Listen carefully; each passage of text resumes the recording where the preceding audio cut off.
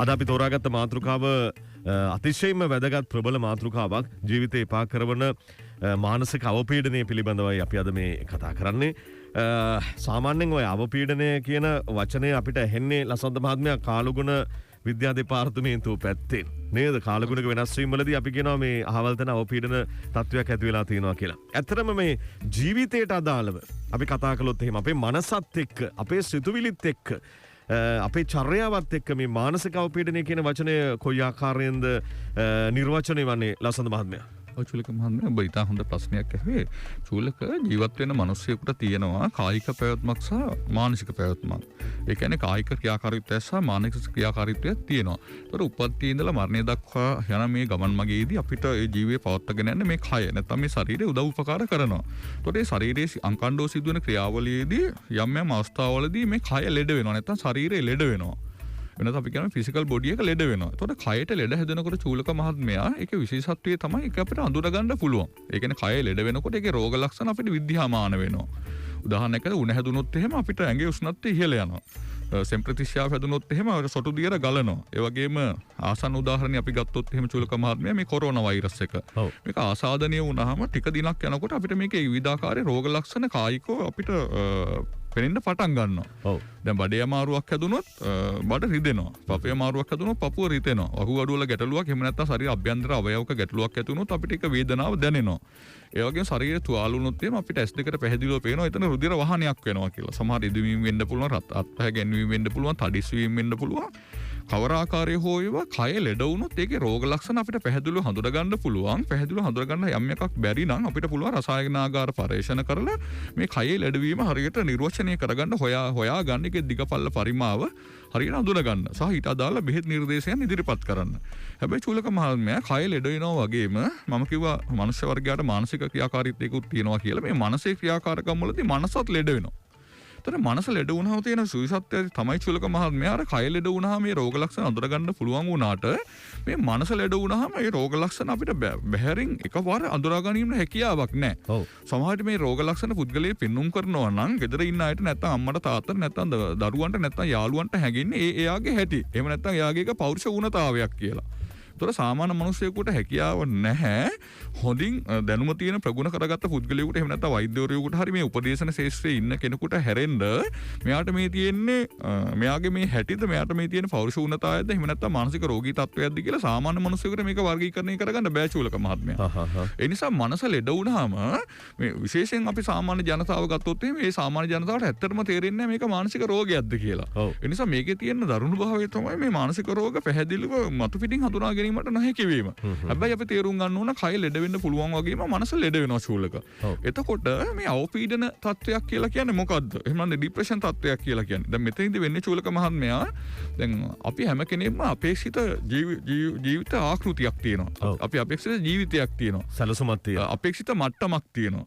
එතකොට අපි අපේක්ෂිත මට්ටමේදී අපේ මිනිස් මනස බොහොම සාමාන්‍ය විදිහට ක්‍රියා කරනවා. හැබැයි අපේ ජීවිතයේ යම් යම් තත්ත්වයක් නිසා අනපේක්ෂිත තත්ත්වයන් අපේ ජීවිතයේ ඇති වෙනවා. මේ අනපේක්ෂිත තත්ත්වයන් නිසා සමහර විට අපිට දැඩි වේදනාවක් දුකක් කලකිරීමක් අපේ ජීවිතයේ ඇති වෙන්න ඉඩ කඩ තියෙනවා. ඒතර මම මේ තත්ත්වයන් මොනවද කියලා ඉදිරියේදී විස්තර කරන්නම්.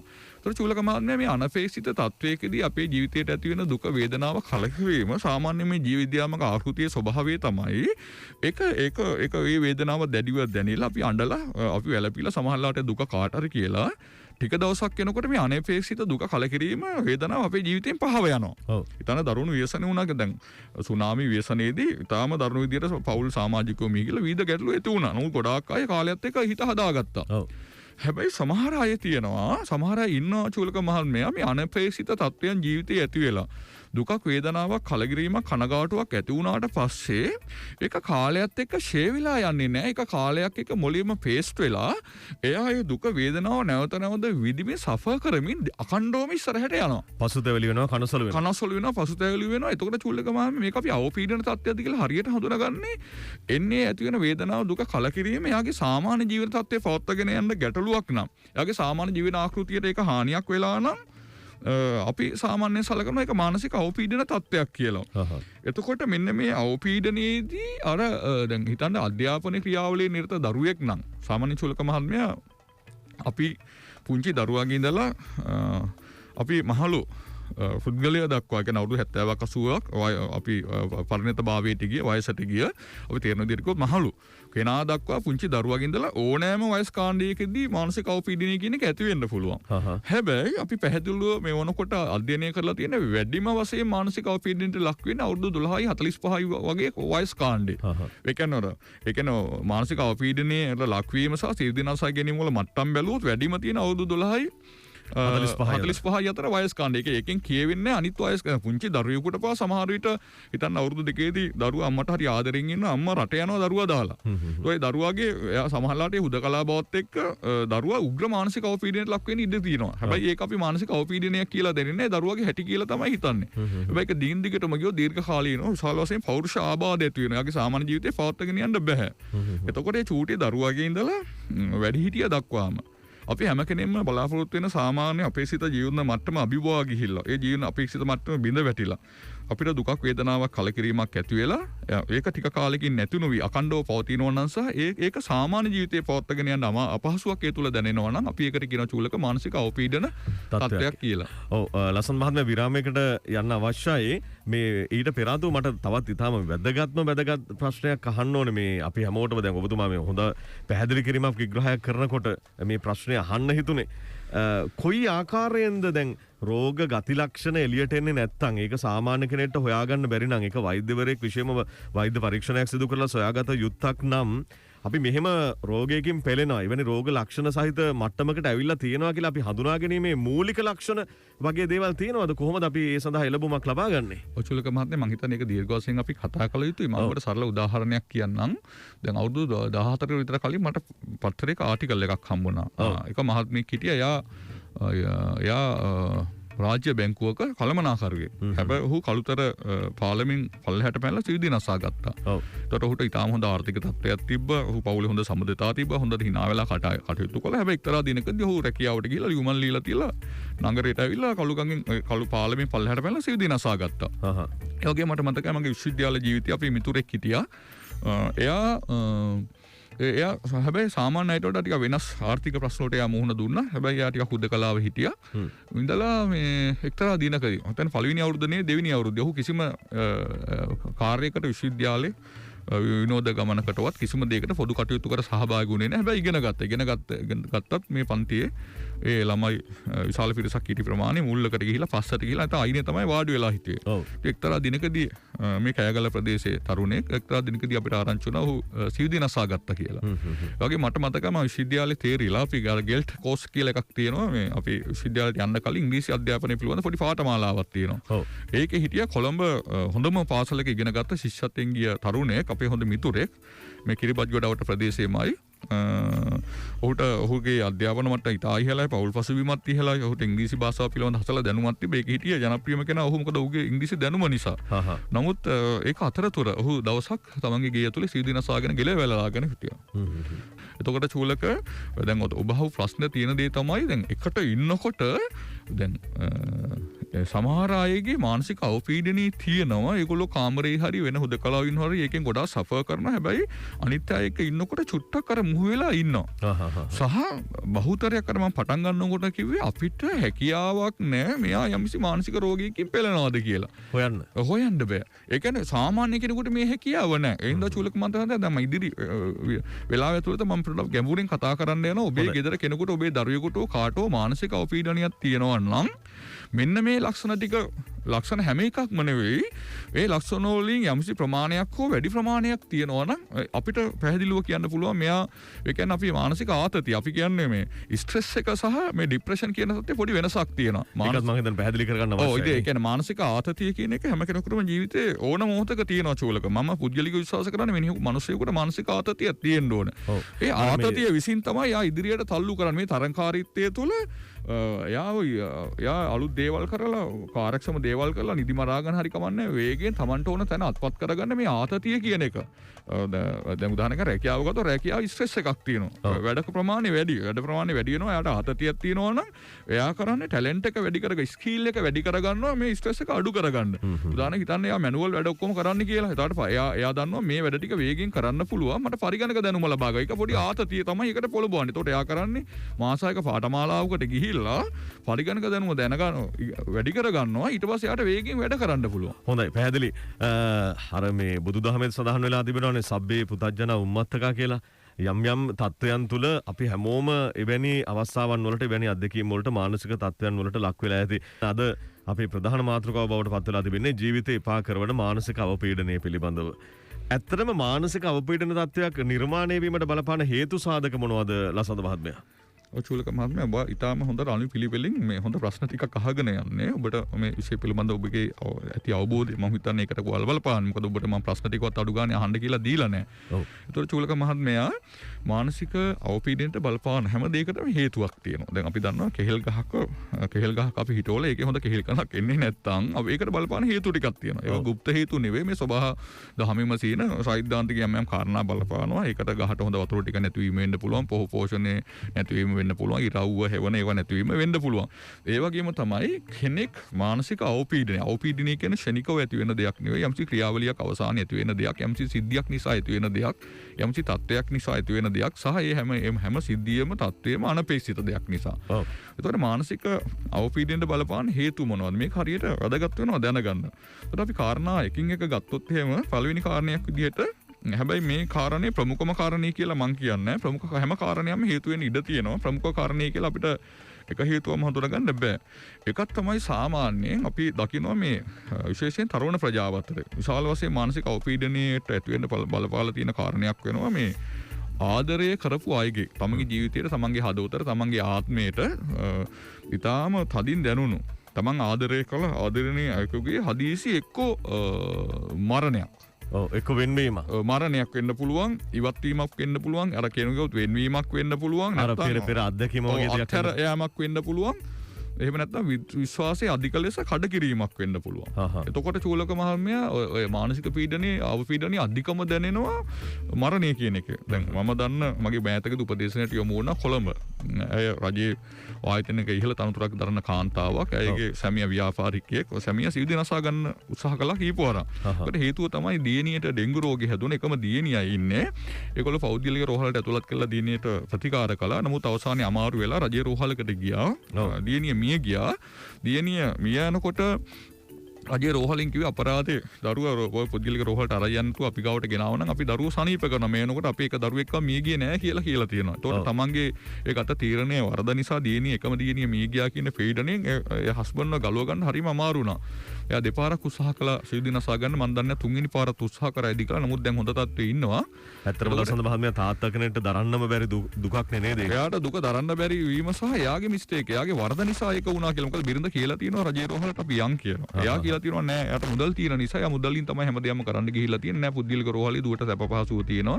තාත්තගේ පැත්තෙන් තාත්තා වැරදි නෑ. ඔව් ඔහු මං හිතන්නේ දුව වෙනුවෙන් වැඩි හොඳක් කරන්න උත්සාහ කළේ. ඔව් දැන් කාන්තාව කොහොම හරි ආගම දහමට නැඹුරු වෙලා එයා ආගම දහම නිසාම එයා බෞද්ධ දර්ශනයට පැත්තටම නැඹුරු වෙලා හිත හදාගන්න. නමුත් හස්බන්ඩ් හිත හදාගන්න බෑ. ඒ කියන්නේ මොළයට ඒ තරම් ඩැමේජ් එකක් වෙලා තියෙනවා. ඒ කියන්නේ ඔහුව පිළිසකර කරන්න හරිම අමාරුයි.